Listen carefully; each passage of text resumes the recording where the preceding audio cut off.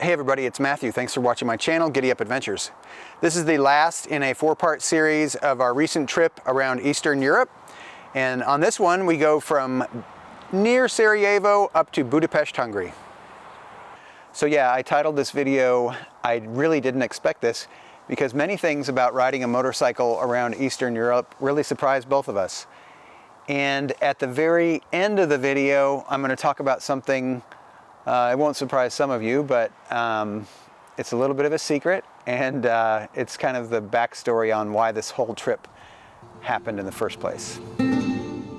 Yes, so our previous 3 videos showed Slovenia and Croatia along the beautiful Adriatic coast. There's so many beautiful towns dotted along it. We also saw interior Croatia, where there was beautiful Pt4 National Park. But the coastline is just stunning. And then we made it up into Bosnia and saw the Muslim influence on the culture there, and it was remarkable too. And here we pick up on the last day.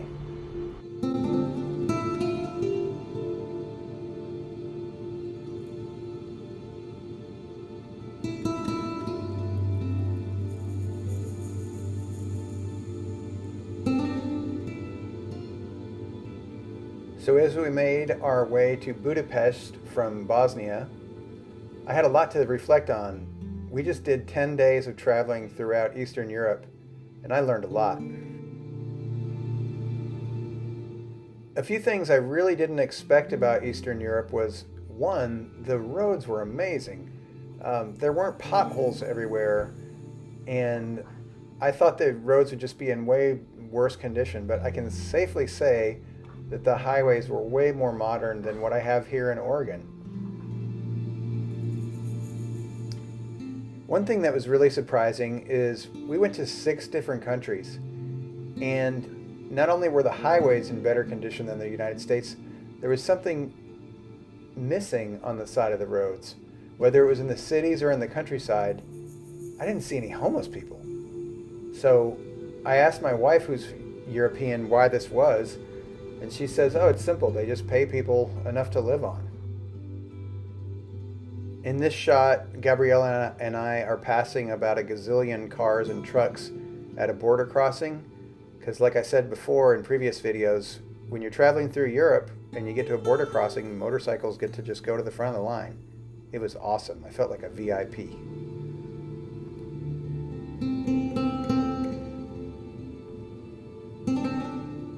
Personally, I really appreciated too that when you drove through the countryside and you'd get closer to a city, unlike the United States, there weren't strip malls everywhere. And when there were bars and restaurants, they weren't chains. It wasn't a bunch of Chili's and Olive Gardens.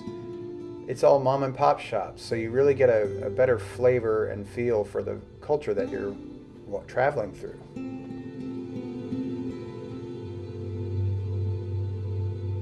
Another unusual thing that really took me by surprise was when you stop at a gas station, you usually had to pay like 50 cents or 75 cents to use the bathroom. And I'm like, what the heck?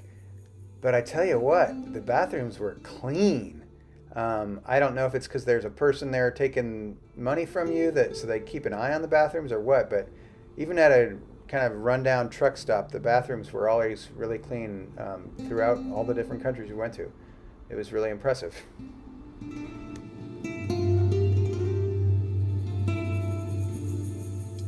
An interesting fact about Hungary is that its current border is much smaller than it used to be.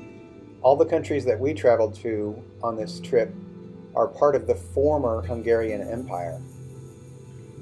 And nowadays it's bordered by many countries. On the east you have Ukraine, on the west you have Austria, and Budapest and Vienna, Austria used to have a rivalry. And what that means is that the architecture in Budapest is amazing. What the countryside lacks in drama nowadays is kind of made up for by the man-made stuff.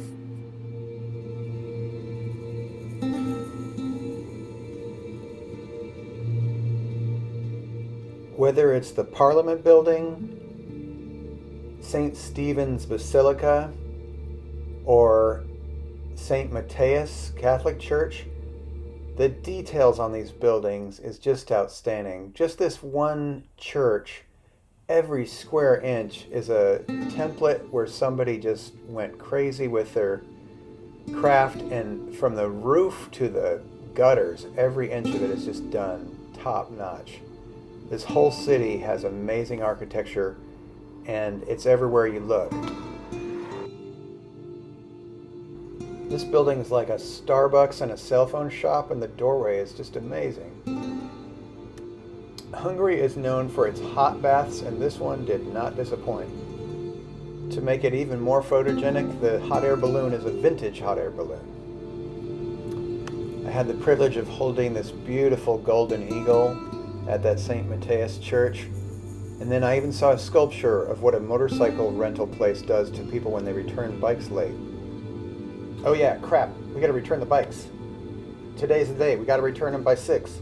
So we started rushing over there, and a cool thing, like I had said earlier, is not only at customs do the motorcycles get to go first, but lane splitting is perfectly legal. Just like in Japan, it's considered polite to slurp your soup when you drink it. In Hungary, everybody expects the motorcycles to weasel between the traffic. So, at this time of day, we were up against a deadline, but you can kind of get through stuff a little bit easier. Even with our side boxes, we had to pay a little bit of attention, but it wasn't that bad. So again, we're not breaking the law or being reckless. This is perfectly legal there.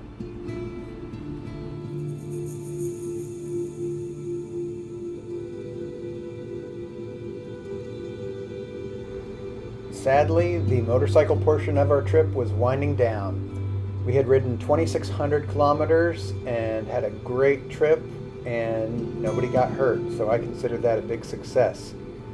And Gabriella's way faster than I am on the pavement, but she only lost me a couple times. If you want to rent a bike in Budapest, the website's up in the corner of this page, moto24.hu, and it was about $80 a day. While we were still in the big city, we ate at a great restaurant called Mazeltov, and Gabriella got to run into some old friends.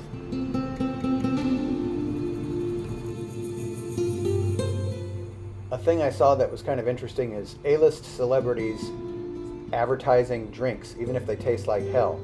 I guess Bruce's kid got his college paid for probably with this one. The cars in Hungary and Croatia and Slovenia were so weird. They were like Pixar movie pictures had designed them. The minivans were super mini. All the cars were boxy and just tiny, cute. They looked like cartoons of cars, not cars. It was really an interesting phenomenon, and just small cars. Really weird. The cigarette packaging is no joke. They want you to know you're gonna die if you smoke. Look at that woman coughing up her lungs. Holy crap. But that's how the cigarette boxes are. This chewing gum tastes like Vicks Vapo Rub. Never ever do what I did, which is eat pineapple chocolate afterwards. Hungary's known for paprika, but man, they have some amazing food. Everybody knows goulash, but there's an amazing creamy fish stew that sounds gross but was fabulous. Now I know you're not going to believe me, but I actually got sick of bacon on this trip. I swear every meal we ate had bacon or cracklings in it or fat from some part of a pig. It was amazing. And I really got sick of it. I was just like, no more pork, no more pork. Not only that, but they have weird pigs there. This pig is called a mongolica, and the thing has a coat like a sheep. And that's an only in Hungary thing. But yeah, we got to see these weird pigs over by the Ukraine border. So our final stop on this trip was Miskolc, which is famous for its cave baths, and it has something else significant for Gabby and myself. All right, so the final part of this video is my little secret. And, I titled this video, I really didn't expect that. And if you told me at the beginning of the pandemic that my life was about to get really, really good, I'd go, what are you talking about? You see, I had been through a divorce, and I was my financial situation was pretty bleak, and my dating options were pretty bleak living in a very small town. And you know, I expanded the little parameters on the dating app that I was using and broadened my scope to include Portland. And you know, a couple dates later, she opens up the garage. The garage door comes up, and there's 5 motorcycles in there, and I'm like, Anyways, we weathered the storm of the pandemic, and we rode halfway across America on dirt roads, and things are working out pretty good. So this trip, this was actually our honeymoon, and we got married during COVID, so I had never met her family. So that's the final purpose of this trip on the final episode. And you know, I really didn't expect this a few years ago, but I'm really glad it worked out this way.